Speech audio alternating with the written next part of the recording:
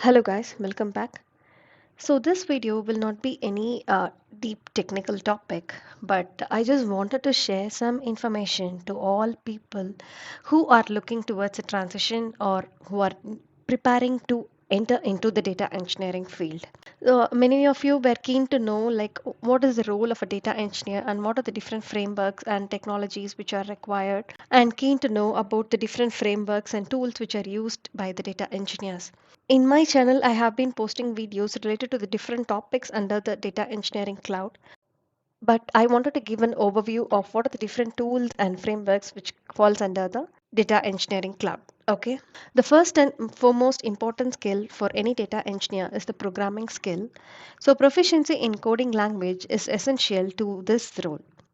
It can be any programming language like Python, SQL, NoSQL, Java, R, and Scala. Okay. The second important thing is the knowledge on the relational and non-relational databases. Okay. So databases ranks among the most common solutions for data storage. So you should be familiar with both relational and non-relational databases and understand how they work. So if you consider SQL, PostgreSQL, so all these falls under the relational databases, whereas the MongoDB, Apache Cassandra, so all these comes under the NoSQL databases. So you need to understand both of these and how they work. The third important thing is the ETL systems, which is the extract, transform, and load. So ETL is the process by which you will move the data from the databases and other sources into certain repositories like data warehouses. Okay, so there are common ETL tools like Talent, Stitch, etc. So you can make use of any of these ETL tools. Next comes the big data topics like Apache, Hadoop, and Spark. We as a data engineer do not just work with regular data. We are often tasked with managing big data. So the tools and technologies are evolving and vary by company, but some popular ones include Apache Hadoop, Apache Spark. So Spark has some key features like batch or streaming data, SQL analytics, data science at a scale, so perform data and this is actually to perform exploratory data analysis on petabyte scale data without having to resort to downsampling. Okay, and then the machine learning. Next comes the cloud computing. So you will need to understand the cloud storage and cloud computing as companies increasingly trade physical servers for cloud services. So it can be any cloud provider like AWS or Azure and Google Cloud Platform and various other cloud services as well. As a beginner, it is advantage if you have knowledge on AWS or Azure since most of the companies use either of these two when compared to the other cloud frameworks. Okay. Most of the time, it will be like you will be interacting with other data scientists and other data experts. So it is very important to know about the machine learning as well for every data engineer. So while machine learning is more the concern of data scientist, it can be helpful to grasp the needs of data scientists in your team. Okay. The next important thing as a data engineer is the knowledge on the data warehouse. It is an essential skill.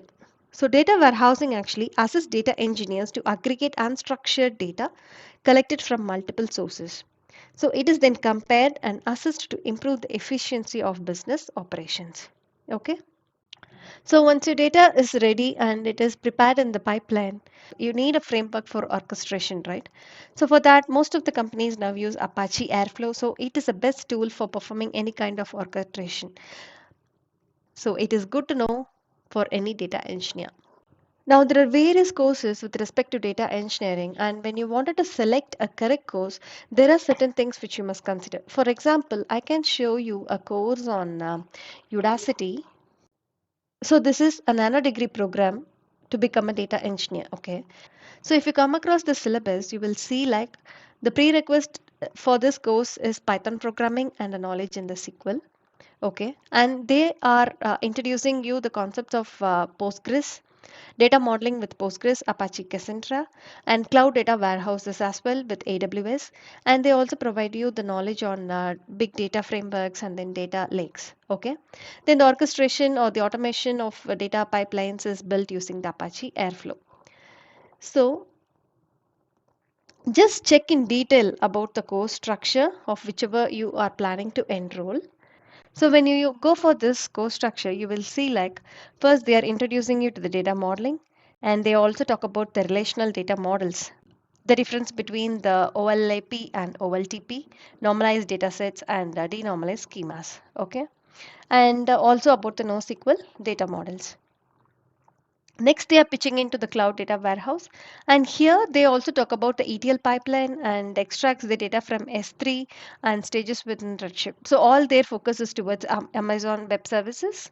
Also, they help you to implement the data warehouses on AWS. Okay.